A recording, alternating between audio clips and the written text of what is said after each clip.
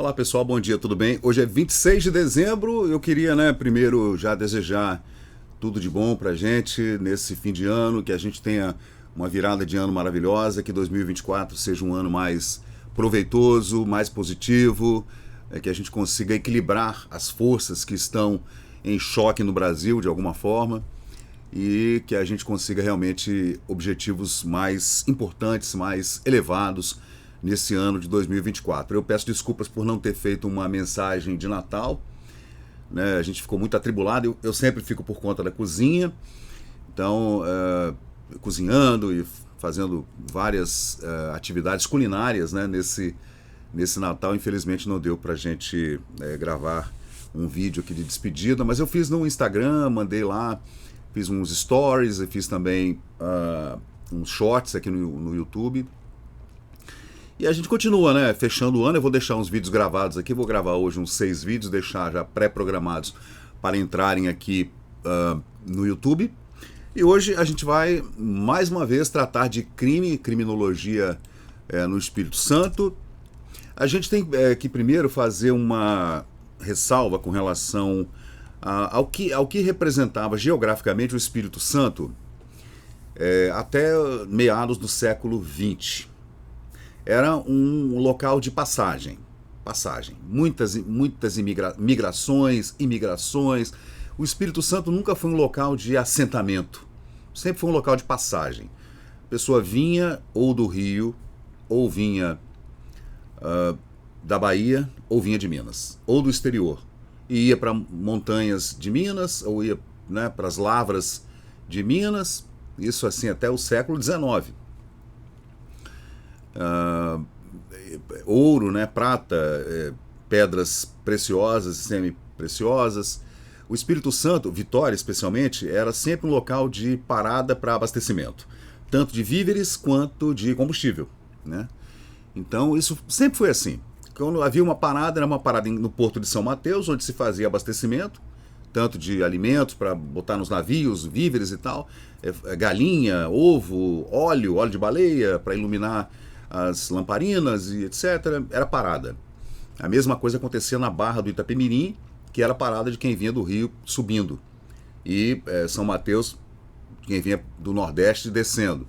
E Vitória, como era a capital, tinha uma baía muito protegida, mau tempo, né? Então a pessoa entrava na baía, nessas nossas enseadas ou ilhas, e ficava protegido ali tudo. Isso aconteceu durante muito tempo.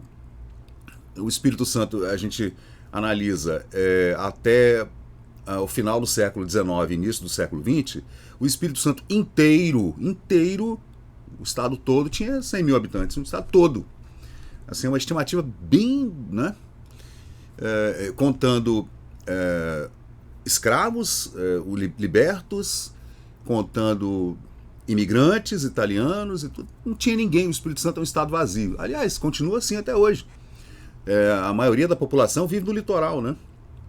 Então, como é um estado também muito montanhoso, ainda tem muitas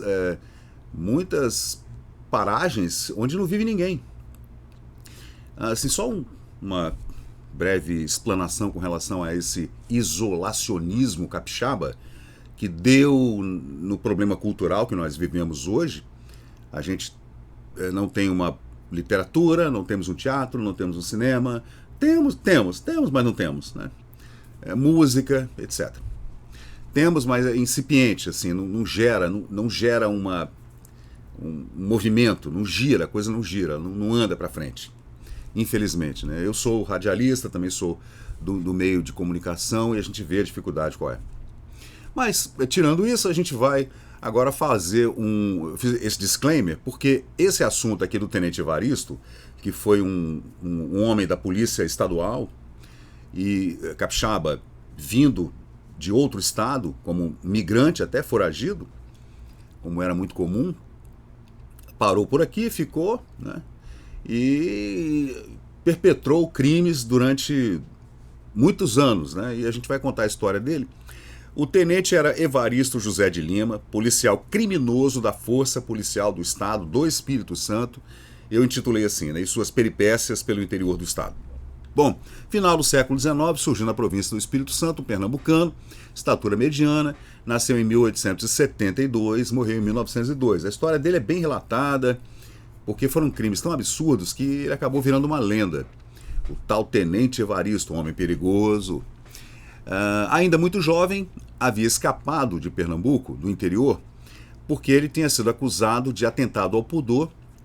E para não ser preso, e lá, prisão, você imagina como era a prisão no século XIX em Pernambuco, né? Não era prisão, né? Você ia ser morto mesmo e pronto. E ele fugiu para São Paulo, você vê que curioso, né? Pernambuco, o cara fugiu para São Paulo, ele podia ter parado em Salvador, em Vitória, no Rio, capital, e foi para São Paulo. E lá ele se engajou na polícia e foi expulso também por insubordinação. Aí, de São Paulo, ele veio para Vitória. Em Vitória, gente, ele entrou para o corpo da polícia do Espírito Santo, né? E era um policial, né, militar na época, onde chegou a patente de tenente. Você vê que ele escalou dentro da hierarquia da polícia e foi bem, né? Mas em pouco tempo aqui no Espírito Santo, Evaristo passou de mocinho a vilão,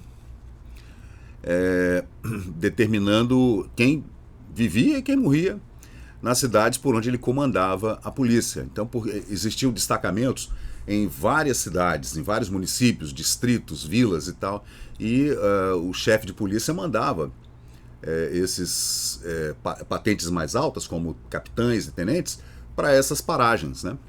E ele acabou nomeado pelo José Muniz Freire, né? Ele acabou sendo mandado para outros lugares do Espírito Santo, onde ele comandou destacamentos policiais. O tenente Evaristo passou então a ser uma fera perigosa nas matas do Rio Pardo. Sem temer a nenhum perigo, só era dominado pelo feitiço atrativo do amor. Então ele era um mulherengo, né? E solteiro, né? Vinha de outros estados, de outras histórias envolvendo mulheres e tudo. E nas investidas, quando ele era chefe do corpo de polícia de Rio Pardo, o Rio Pardo hoje é Iuna, tá, gente? O município de Iuna. Ele se envolveu com uma mulher casada que tinha se separado dos maridos, né? E esse marido acabou sendo executado pelo tenente Evaristo. Ele deixou um legado de facínora igual a do seu conterrâneo Virgulino Ferreira da Silva, o Lampião, né? Que ninguém sabia de que lado estava, se era do bem, se era do mal. É aquela coisa, aquela lenda. Tem gente que fala que o Lampião era um assassino frio, um estuprador de meninas, de mulheres, um assassino a sangue frio, executava pessoas a sangue frio. E tem gente que amava, né? Porque o cara tirava dos ricos, dava para os pobres, como um Robin Hood do século XX, né? Em pouco tempo, o terror do tenente Evaristo mais parecia uma eternidade e virou um romance escrito e publicado em 1904. Depois eu vou pegar o livro, a gente vai fazer um react aqui dos principais pontos do livro. 3 anos após a morte dele, né, quem escreveu o livro foi Ângelo Guarinello, do Pará, que achou curiosa a história e escreveu um relato mais consistente. Em 1904 foi publicado. Ele advogava nas comarcas do sul do Espírito Santo. Em Rio Pardo exercia o cargo de coletor de impostos municipais, né? O livro, O Tenente Evaristo, o nome do livro, ele não foi vendido nas livrarias, mas foi recolhido pelas famílias, porque ninguém queria que a localidade ficasse com um nome sujo por conta desses crimes, né? O Evaristo foi acusado de atacar pequenas fazendas em 2 estados, né, Minas e Espírito Santo, roubo de gado, sequestro. Isso o cara era tenente da PM, da polícia estadual, não era PM, da polícia estadual. Assassinato, tortura, fazia mutilação, estupro, saque. Na província do Espírito Santo e também no Rio de Janeiro, na ocasião, a sua história era que ele roubava dos fazendeiros, políticos, coronéis, né, fazia chantagem, extorsão. Naquela época, no pico do coronelismo brasileiro, né, e dava para os pobres e para os miseráveis. Essa é uma das lendas, né, que passavam fome, lutavam, né, aquelas famílias enormes de 8, 10 crianças, e ele dava para os pobres, né. Aí a gente não sabe. Era devoto de Padre Cícero e respeitava as crenças e conselhos. O cara era um assassino frio, cruel, sequestrador, estuprador, mas era religioso, rezava e tal.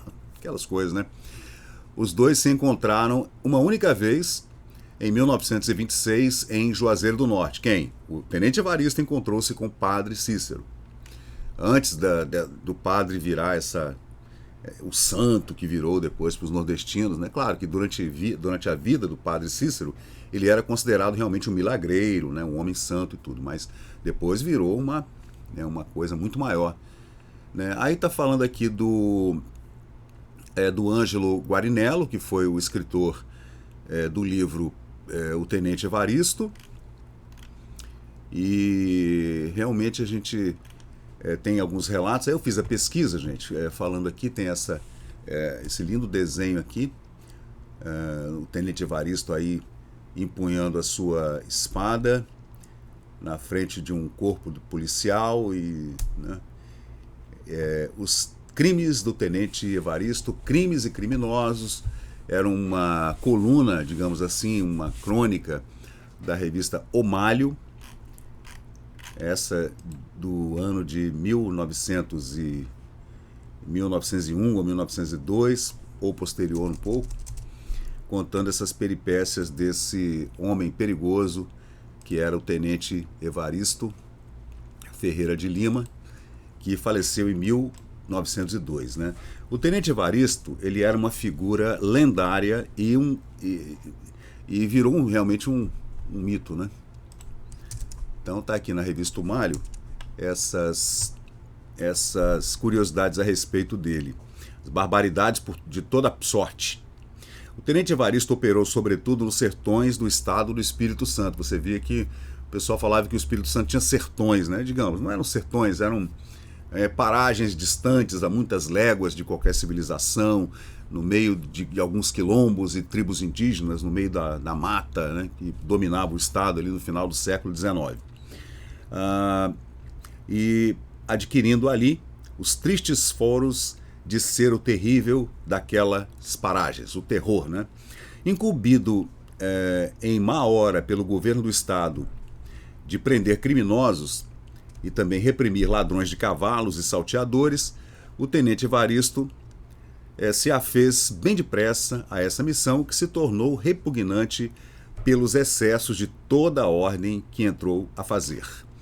Tá vendo, gente? Isso é um português ali dos anos 1910, 1920.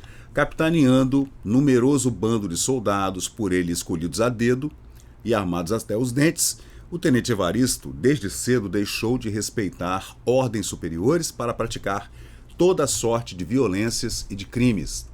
Você vê que ele entrou no mundo do crime mesmo e pronto, né? Ele usava os soldados do destacamento que ele comandava e saía pelas fazendas extorquindo, torturando e matando, segundo diz, roubando, né? Roubando cavalos e tal. Aí segue aqui, mandado para restabelecer a ordem e tal. A propósito de procurar um criminoso que estaria ou não comissionado em determinada fazenda, o Tenente Evaristo ali chegava como um verdadeiro tufão. Saqueava, violava moças e meninas, assassinava em massa, inclusive crianças, com requintes de crueldade, e por fim incendiava casas, plantações, e lá ia fazer isso em outras bandas. A soldadesca que o acompanhava tinha todos os proveitos destas revoltantes aventuras. Então ele saqueava tudo e depois dividia, né? Fazia como faziam os piratas antigamente. Comer e beber até se embriagar, violar moças diante dos pais, maridos e irmãos, previamente amarrados em árvores e esteios, para depois procederem a um fuzilamento geral. Era o que de mais comum fazia aquele bando de celerados, né? Segundo aqui o Malho. De outros tipos lendários de criminosos, contam-se episódios, raros que sejam, de cavalheirismo e de rara coragem. Você vê, existia essa lenda realmente, que o cara era um criminoso, bandido e tal, mas ele ajudava os pobres e tudo, como o Lampião ou como o Robin Hood. Aí tá falando que também feitos de desmedida audácia. O Tenente Evaristo fazia barbaridades atrozes, crueldades desnecessárias, cometidas sempre covardemente. Os chefes de bandos criminosos, em geral, se batiam peito a peito com as forças mandadas em sua perseguição, que não raro rechaçavam. O tenente Evaristo só atacava diante do seu bando gente indefesa e em grande inferioridade numérica. Uma única vez suspendeu ele a execução de um pacífico e reputado lavrador quando já ia dar voz de fogo por intervenção de um delegado de polícia.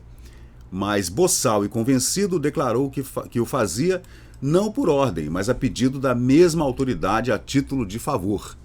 Então, mesmo na frente do delegado, o delegado querendo que ele não matasse o lavrador, o agricultor, o fazendeiro lá, o pequeno fazendeiro, ele dizia para toda aquela comunidade que estava vendo aquela situação acontecendo ali em loco, né? Ele dizia que quem havia mandado foi o próprio delegado, que agora estava pedindo para que ele não o fizesse. Então, realmente era um cara perigoso, né?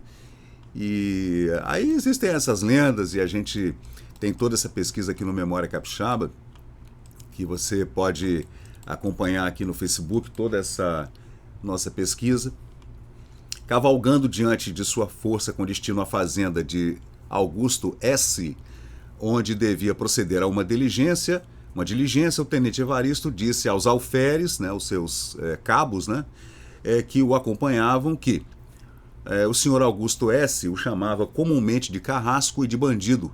Estava resolvido, antes de tudo, a liquidá-lo. Porque o cara falava mal do Evaristo, ele foi até a fazenda lá do senhor Augusto S. para matá-lo. O alferes interviu a favor do senhor Augusto, de quem deu as melhores referências.